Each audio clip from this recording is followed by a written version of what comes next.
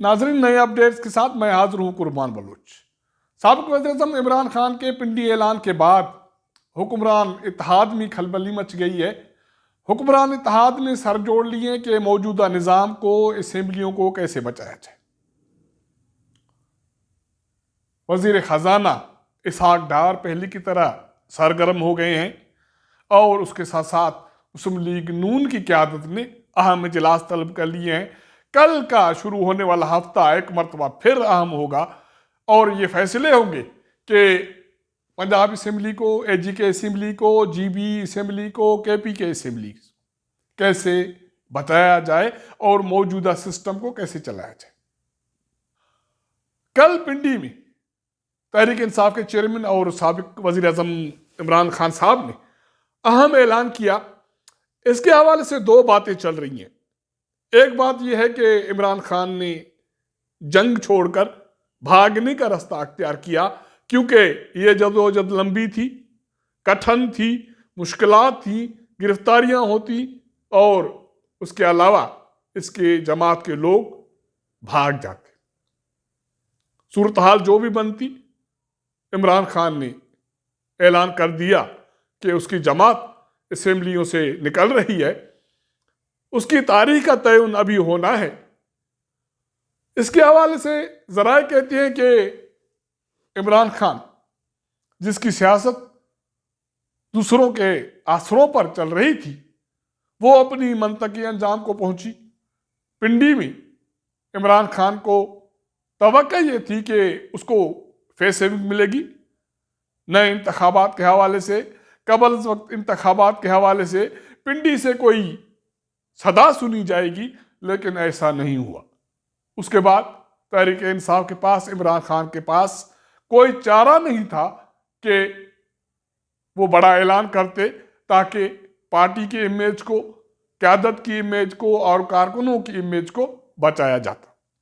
तो इमरान खान ने इस तरह ये ऐलान कर दिया कि तहरीक इंसाफ असेंबलियों से निकल रही है। इसका मतलब है कि 4 सूबाई असेंबलियाँ, AG के असेंबली, GB असेंबली से तहरीक इंसाफ की नुमाइंदगी खत्म हो जाएगी। अब कितने लोग निकलते हैं असेंबलियों से, ये अलग सवाल है।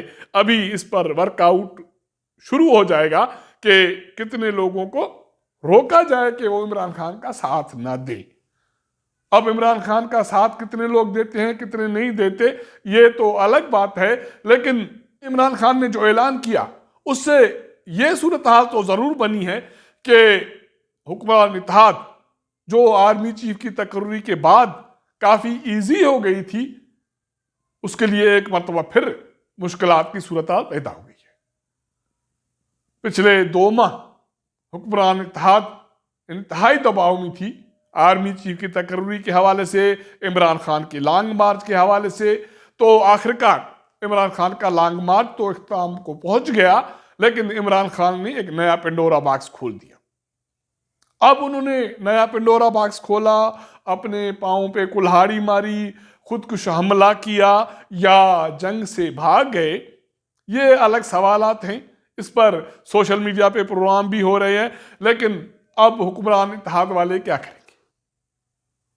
इस सूरत हाल का जायजा लेने के लिए और हिकमत अमली तैयार करने के लिए वज़ीर ख़ज़ाना इसहाक डार इस्लामाबाद से लाहौर पहुंचे। वहां उन्होंने साबिक़ सदर आसिफ अली ज़रदारी से मुलाकात की है, जिसमें इस सूरत हाल का जायजा लिया गया कि पंजाब असेंबली को कैसे बचाया जाए। आर्मी चीफ की तकर्री के बाद साबिक़ सदर आसिफ अली ज़रदारी इस्लामाबाद से लाहौर पहुंचे थे और ज़राए का ये कहना था कि उसका नया टास्क पंजाब असेंबली में या पंजाब में हुकूमत की तब्दीली थी।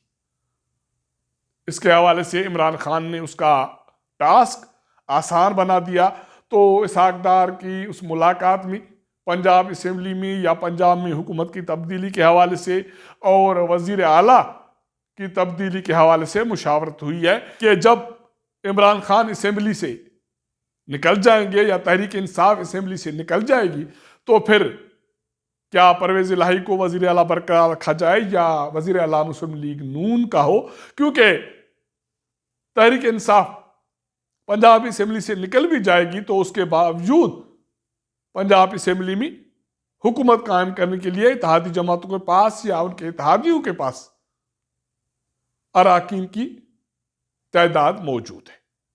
अब देखना यह है कि अगले हफ्ते से, जिसमें वज़ीर-ए-आज़म शहबाज शरीफ ने मुस्लिम लीग नून की क़यादत ने पार्लियामानी पार्टी का इजलास तलब कर लिया है और उसके साथ साथ वज़ीर-ए-आज़म शहबाज शरीफ इत्तेहादी जमातों के रहनुमाओं से मुलाकात करने जा रहे हैं, जिसका शेड्यूल तय हो चुका है। इन इजलासों में भी मौजूदा सूबाई असेंबलियों को बचाने की कोशिश की जाएगी।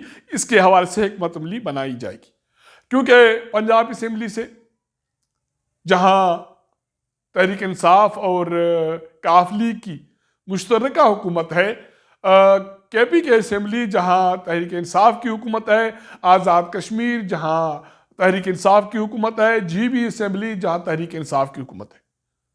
जब इस जमात के अराकीन वहां से निकल जाएंगे तो वहां इस जमात की हुकूमत तो ख़त्म हो जाएगी।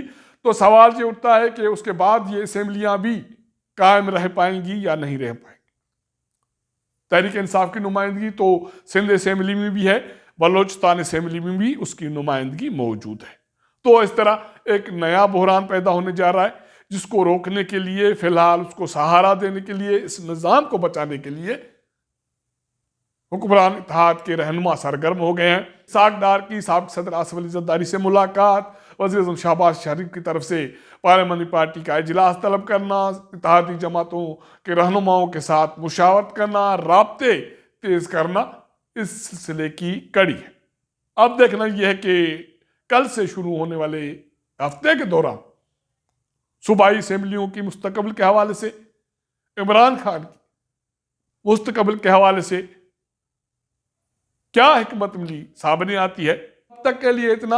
अगर हमारा ये व्लॉग आपको पसंद आए तो अपने दोस्तों के साथ ज़रूर शेयर कीजिएगा, अपना फीडबैक दीजिएगा। आपके साथ मुलाकात करेंगे अगले प्रोग्राम में। तब तक इजाज़त दीजिएगा। अल्लाह हाफ़िज़।